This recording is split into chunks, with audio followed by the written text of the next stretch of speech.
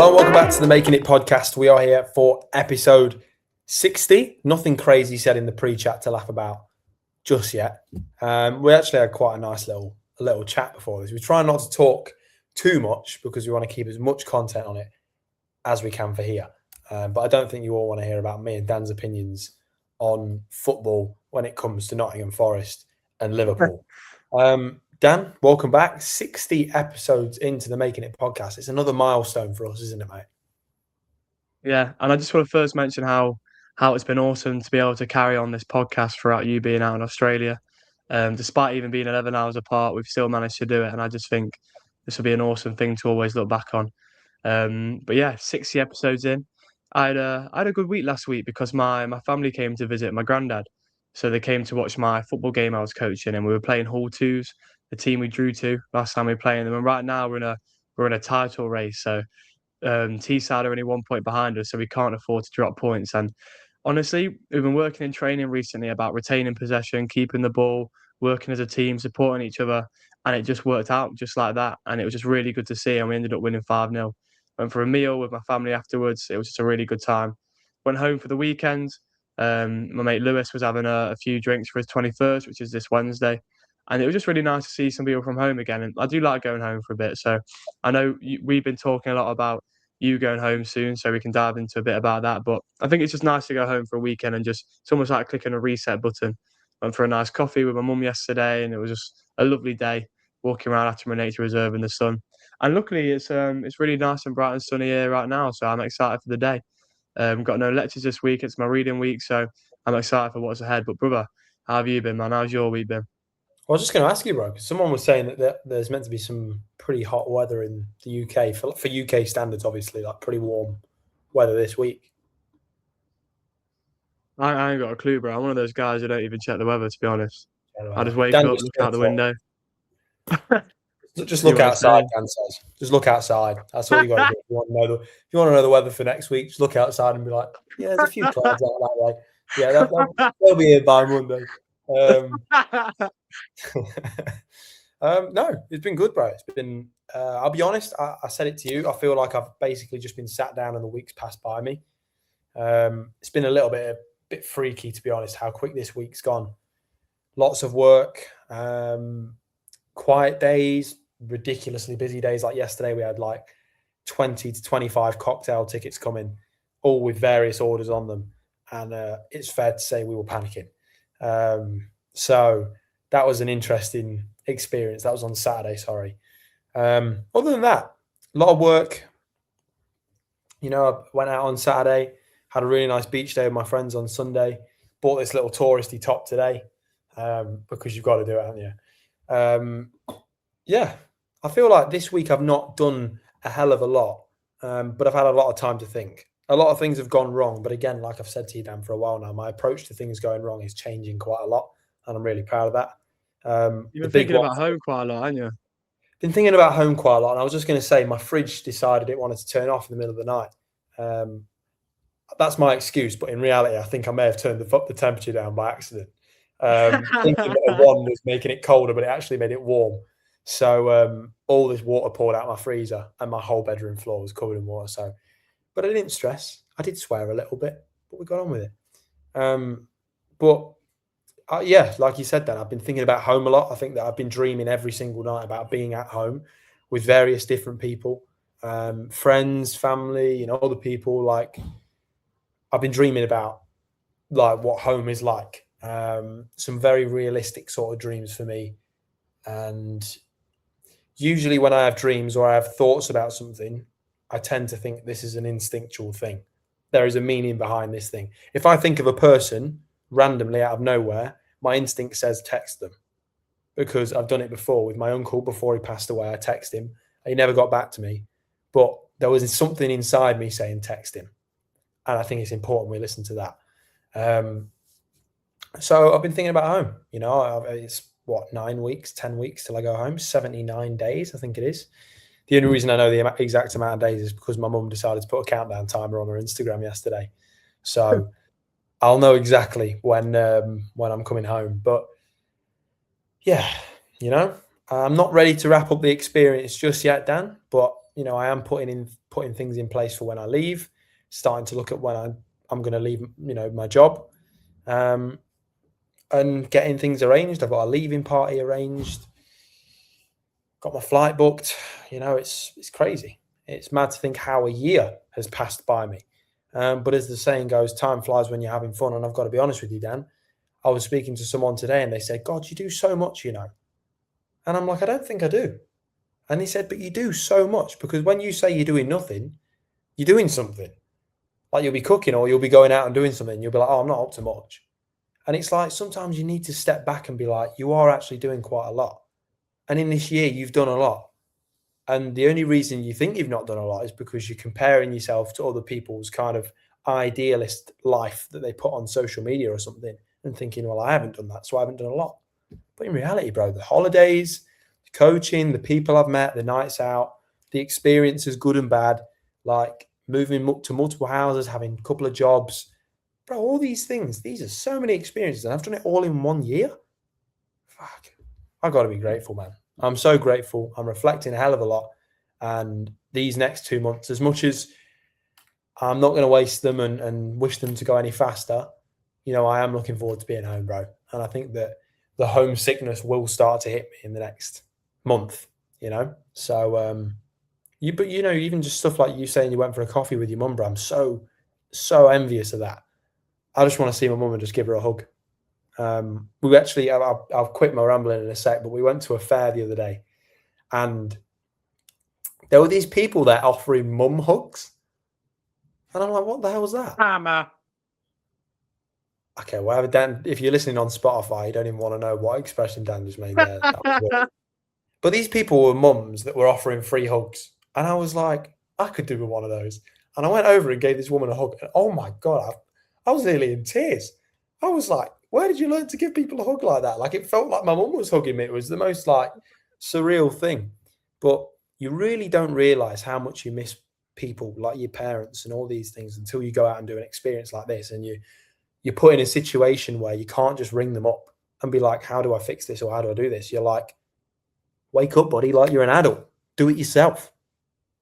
That's a crazy experience for me, Dan. Yeah, I think time and reflecting on what we're doing with our time is a really interesting concept, and it's something we've dived into before. And I think it's so easy to I know you do a lot of overthinking about your use of your time, and you feel like you could always be doing more. And that's why we talk about being present. And over the weekend, I had an interest in, I often think about the fact that one day we're not here, and I use it in a way of like I'm grateful for the fact that one day that I get to experience this, because one day, we're not here. And the other day I was just walking to my mate Josh's house before going out on Saturday, and I just had a thought to myself about it, but it hit me in a way it's never really hit me before. And I was like, really, really, one day I won't be here.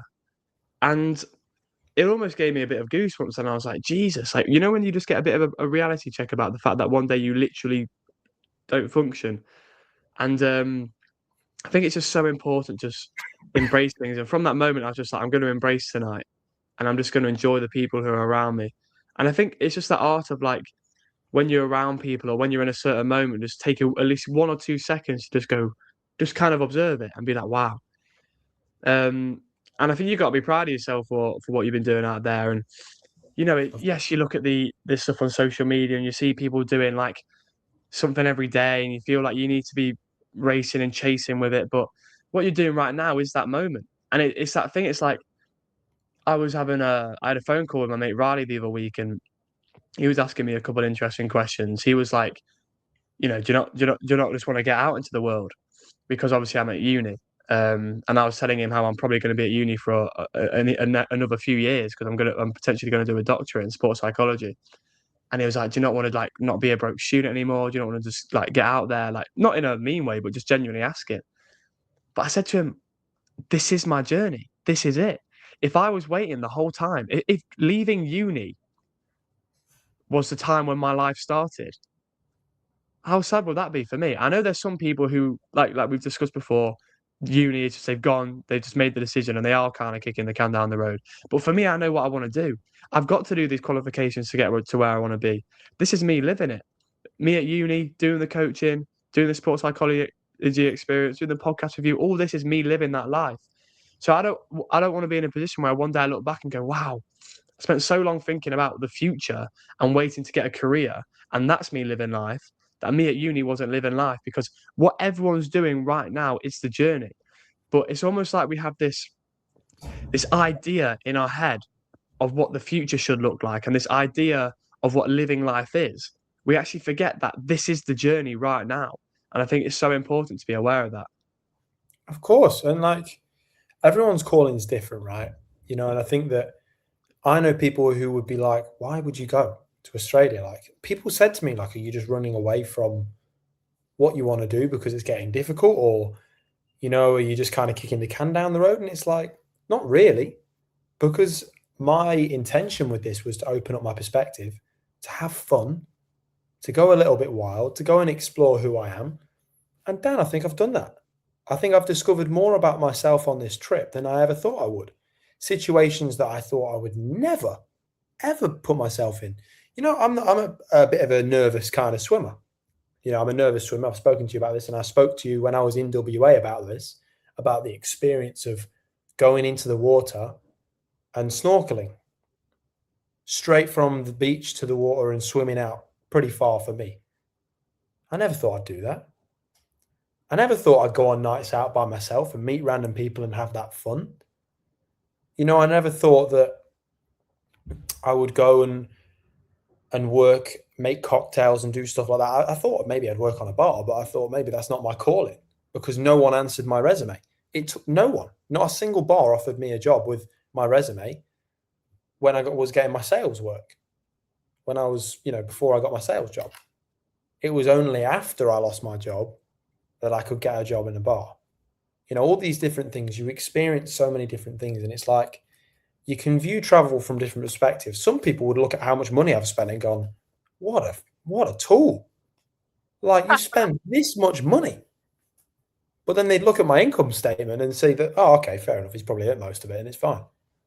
Because perspective is important, Dan. And if you look at everything as money or as time spent or as people you've met and don't speak to, well, then you're going to be cynical for the rest of your life, unfortunately. You are just going to be miserable and cynical for the rest of your life, and that is dead set, I promise you now. But if you look at life through the perspective of, oh, you did this and this and this all in the same year, and you're like, yeah, I did. Well, maybe it won't make you the most positive person, but it opens you up to a different mindset. I've got a friend called Santi, and Santi got me the job at the bar. So this is a shout out to Santi, because I love this guy, right? He's such a great person to work with. He's one of the managers at work. And unfortunately, due to a bit of a visa problem, it's looking like he's going to have to go home. And it's going to prolong his ideal sort of life in Sydney. And I feel for him so hard. He's been here a while. He loves it. And I think this is his permanent home. And he was saying to me, like, I'm going to have to go home. This is the worst. But I say to him, I'm like, but bro, you got to experience this. Most people don't get to do that. And also, all that's going to have to happen is you're going to have to go home for a month or two, chill out, and then come back with a new visa. That's it. Like, it could be so much worse. You know what I mean? It could be so much worse. You're going to get to go home, see your family, and then come back here. Like, you got to look at it through a different lens. As hard as it is, and I get it. And the hardest part is he's got to leave in like a week and a half. It's pretty soon. But to think that he's had this experience and that he actually will get to do this again, but it's just that little period of time he's got to spend at home, I think that it would be good, and I've spoken to him about it, to look through that perspective. And it's tough, bro, because we all want to see, I think we all want to have a little moan and blame someone for our problems, because it gives us some form of comfort that it isn't our fault, or that it's out of our control completely and like it just happened. But sometimes we need to be like, this is okay. This is a bad situation. It's not fun, but what can we learn from this? And if you don't want to look at it as a lesson, just look at it from the point of, I'm grateful I experienced this, and I'm grateful I get to experience this again.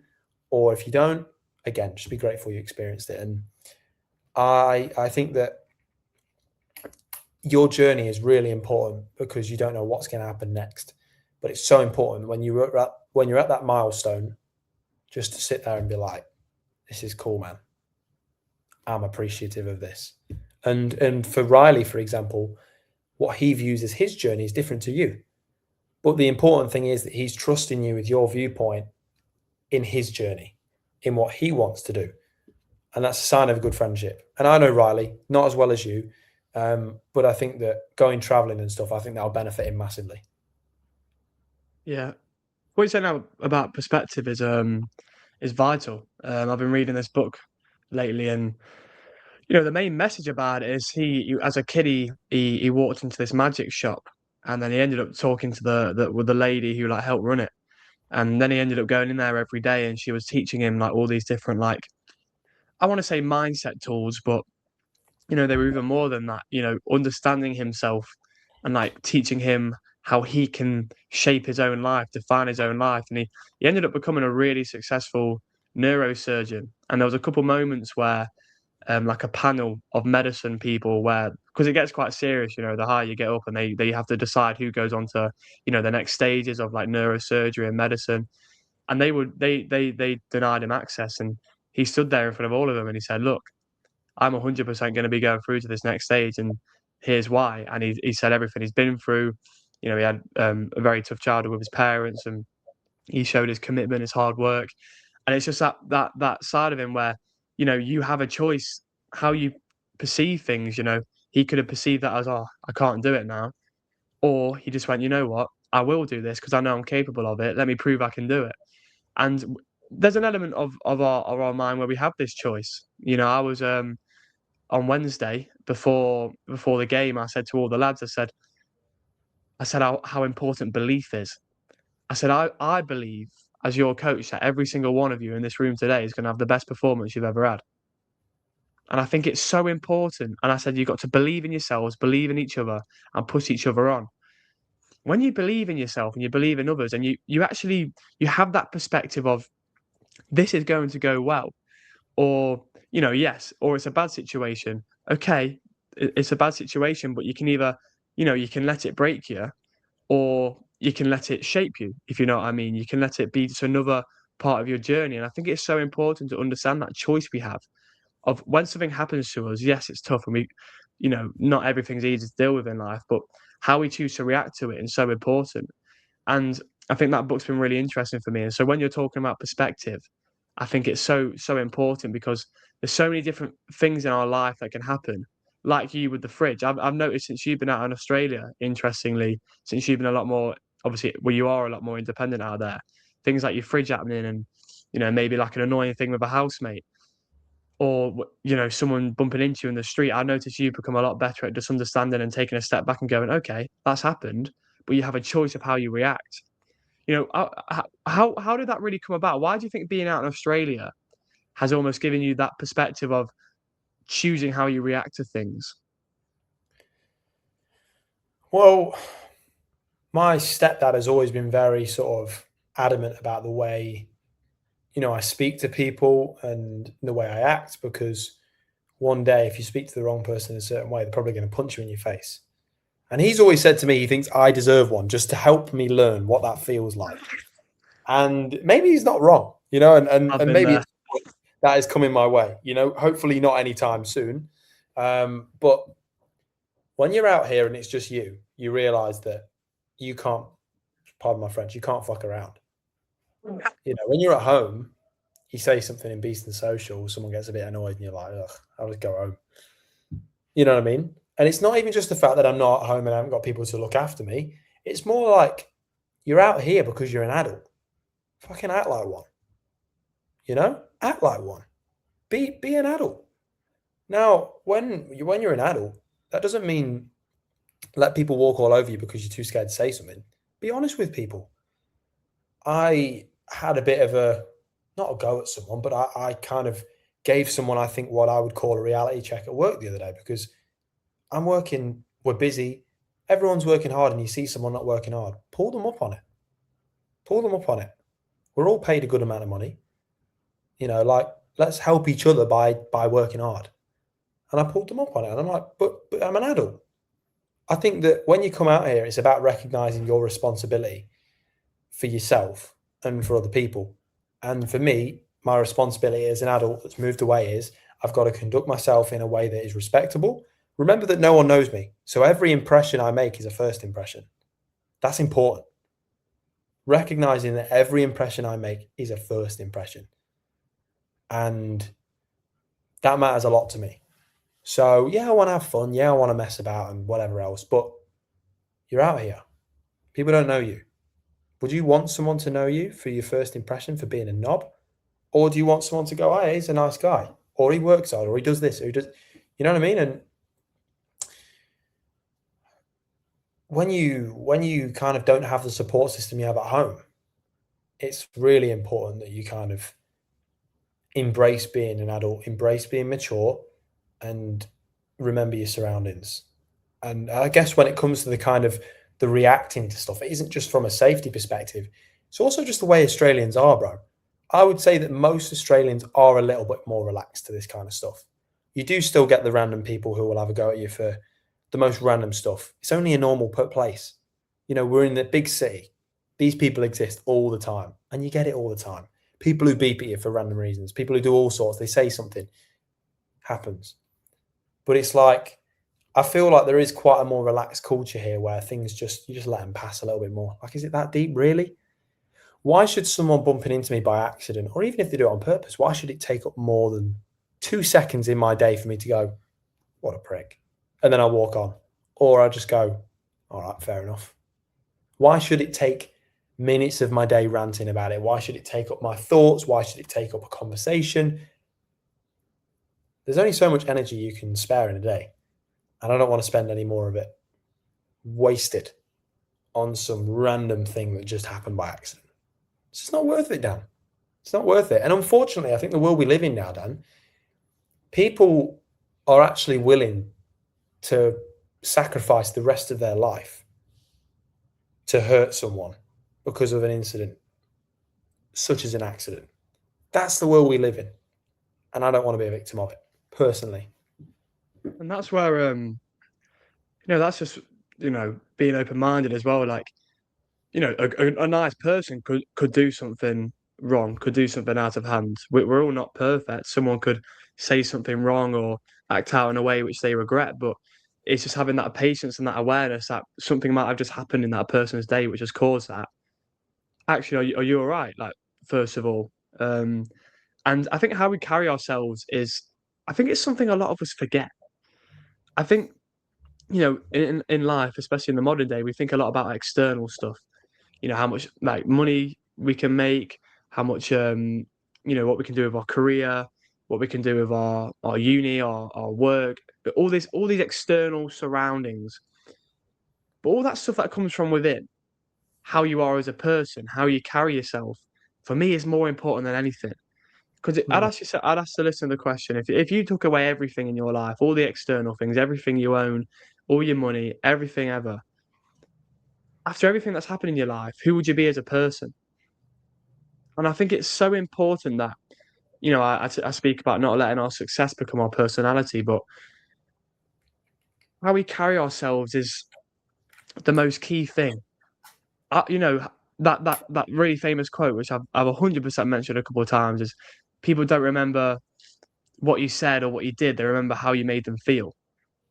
And like I was speaking to Derek about this, and it was like, if you think about football coaching, right?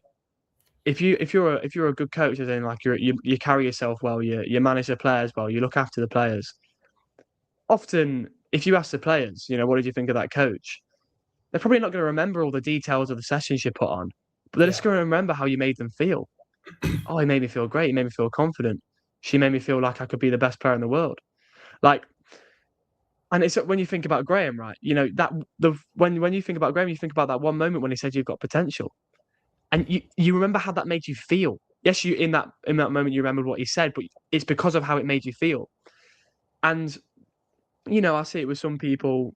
Some people growing up, it's like some people start to let these external fangs, these external things become their fangs. These external fangs, these external things become their personality. But if everything were to go, who would you be? And I think how you carry yourself and your etiquette and how polite you are with people, how respectful you are with people is so important. I Hmm. think you want people when they bump into you to be happy to have bumped into you. I think that's great. I think be a good person, carry yourself well. I think these things are so important, but people think they're so small. But the small things matter.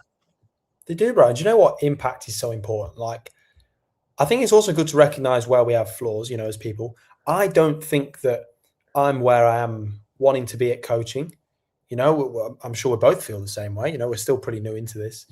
But I know there's big things I need to improve on.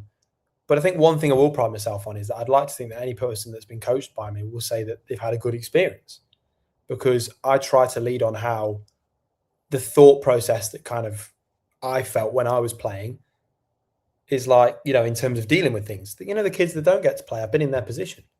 So the last thing I want to do is make them feel like that's going to last forever. What I do want to give them is a way of getting in, is a clear path of how we're going to do it. No promises, just a way of let's do this together. I'll work with you. I want you in the team. This is teamwork. It's not me going, hey, you got to do this to get in. Maybe you will, maybe you won't. This is like, I'm going to work with you now. I'm going to push you to the point where you're going to get in this team. You know what I mean? And if you don't, I've failed at my job. It's about impact. And people don't buy things if there's no impact, right? You don't buy a laptop for how it looks. You buy it for its impact on you. Various different things. Impact is so important. And I think that maybe it's a little bit underrated. And it's quite easy to actually forget people's impact that they had on you. Now, I'm going to say a little bit of an impact someone had on me today, because there was this guy walking next to me, sweaty dude. He had a tattoo just above his eyebrow, bold, like lean, muscular. He had 2 bags on his back, and he looked a bit dirty. And I was like, I wonder what this guy's sort of up to. You always keep a bit of an eye just in case, because you're like, what the fuck? This guy's following me and he's speeding up as I'm walking. So I'm like, right, he wants to say something or he wants to do something.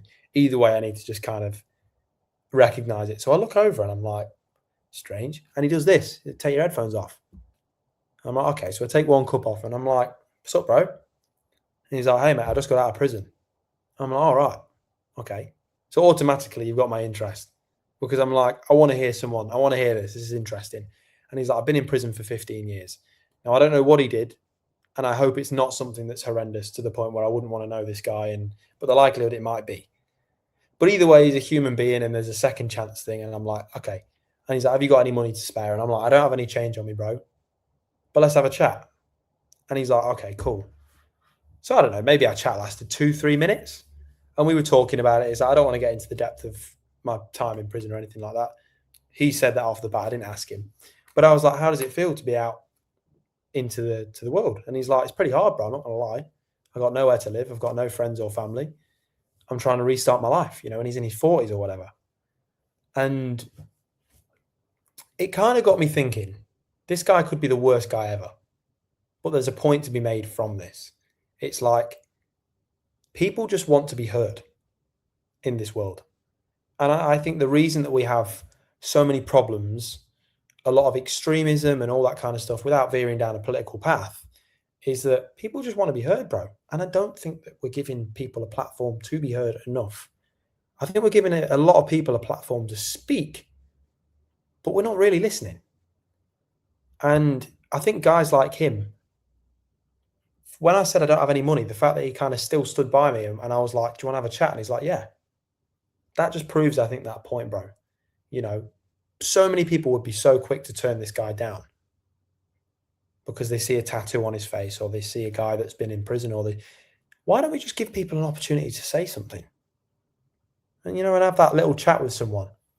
Because not only from a mental health perspective, bro, but I do think people deserve a second chance in a lot of instances. Some instances are a bit, but people deserve a second chance. And I think the least we can do as people is listen to someone's problems, listen to their stories, and involve ourselves a little bit in their journey.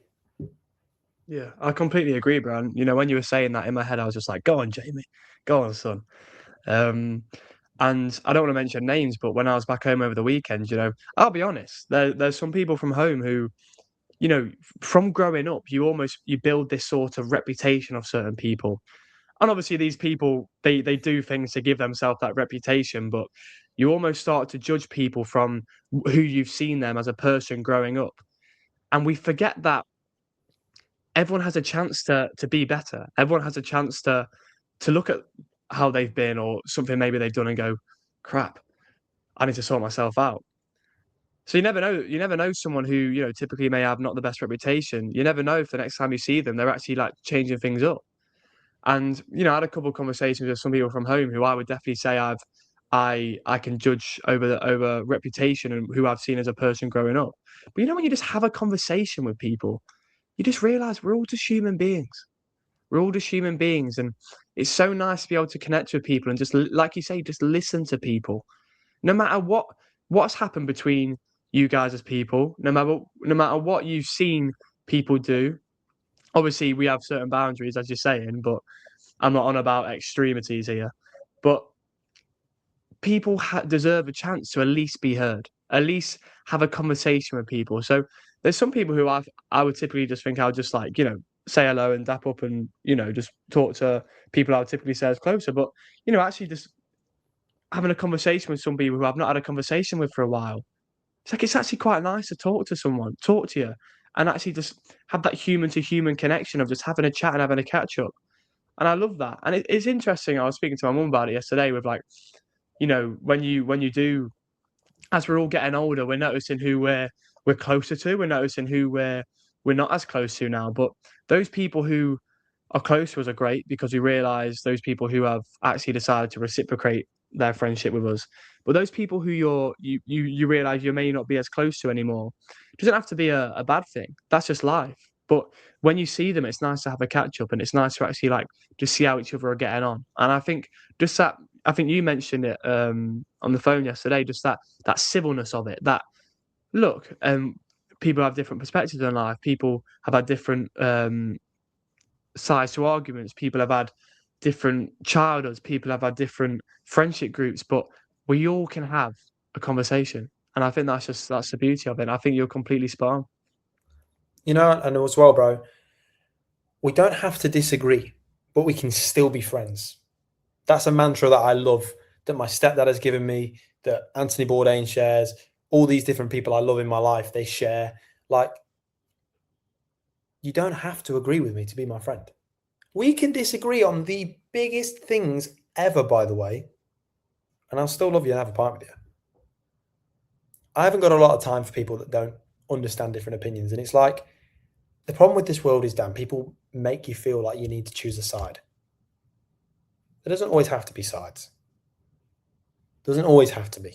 And to be honest, I'm happy living my life that way. So, and I think all these things are key to the journey that we speak about, understanding these different perspectives, speaking to people. Maybe that's the title of the episode. I think that's why. Can I just mention something as well? I was Southie said he found an episode quite funny because of your shadow. And obviously the whole time your shadow's been there. I keep looking at it, I'm like, get a load of this guy sort of thing, isn't it? Like, there's another guy in there with you.